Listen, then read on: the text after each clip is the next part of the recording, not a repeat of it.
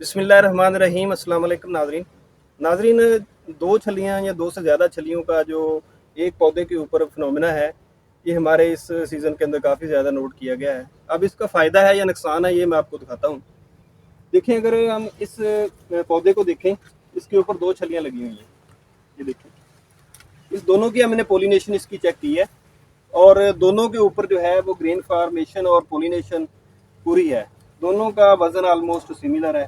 तो इस तरह का केस भी हो सकता है मक्की के ऊपर के दोनों ही छलियाँ जो है ना वो आपको फुल फ्लैज जो है वो पैदावार दें। लेकिन हमने इसके अंदर अगर जाके देखें तो अंदर वाली जो इसकी लाइनें हैं वहाँ पे दो छलियाँ लगी हुई हैं, काफ़ी सारे पौधों पे दो हैं। और फ़र्ज़ करें ये देखें, ये मैं आपको दिखाना चाहूँगा थोड़ा सा। अगर इसके तो ये देखें, ये अगर नोट करें तो यहाँ पे छली पूरी है, इसकी ग्रेन फार्मेशन पूरी है।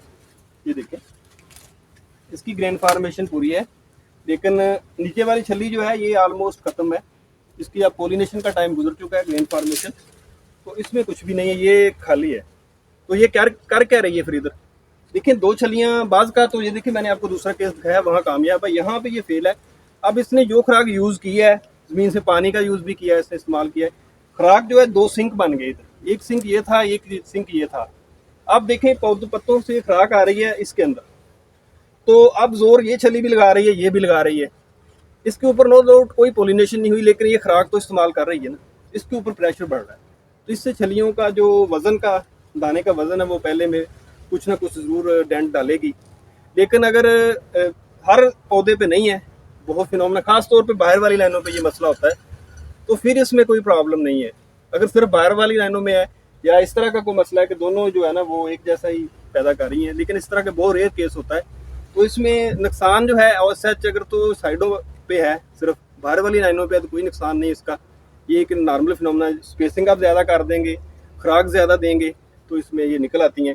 लेकिन अगर ये अंदर की लाइनों में मुसलसल ये फिनोमिना रिपीट हो रहा है, तो इससे पैदावार में डेंट आ सकता है आपकी। तो बताने का मकसद ये है कि आप स्पेसिंग को मुनासिब रखें और खुराक जो है वो उसको बैलेंस रखें। अगर आप स्पेसिंग जो है वो ज़्यादा करेंगे, और बाहर वाली लाइनों में इसलिए होती है कि बाहर वाली लाइनें जो हैं वो ज़्यादा धूप में हैं, ठीक है, स्ट्रेस में भी रहती हैं, तो वहाँ पे जो अगर स्पेसिंग जो है वो ख़ास तौर पे आपने मुनासिब रखी है, तो फिर चांसेस नहीं होते। जो स्पेसिंग का सारा फैक्टर है। और दूसरा मौसम का है। हमारे मौसम जो दिन रात का टेम्परेचर जो है बार बार फ्लक्चुएट कर रहा है, इस वजह से हमें ये प्रॉब्लम आ रहे हैं कि छली जो है हमारी, जो मक्की है, ये दो छलियाँ तीन छलियाँ, ये अच्छा फिनोमिना नहीं समझा जाता। लेकिन अगर ये बाहर वाली लाइनों पे है बस, तो ये नॉर्मल फिनोमिना है। अगर आपकी हर पौधे के ऊपर ये फिनोमिना है, तो वो कुछ ना कुछ डेंट आपकी पैदावार में ज़रूर डाल सकता है।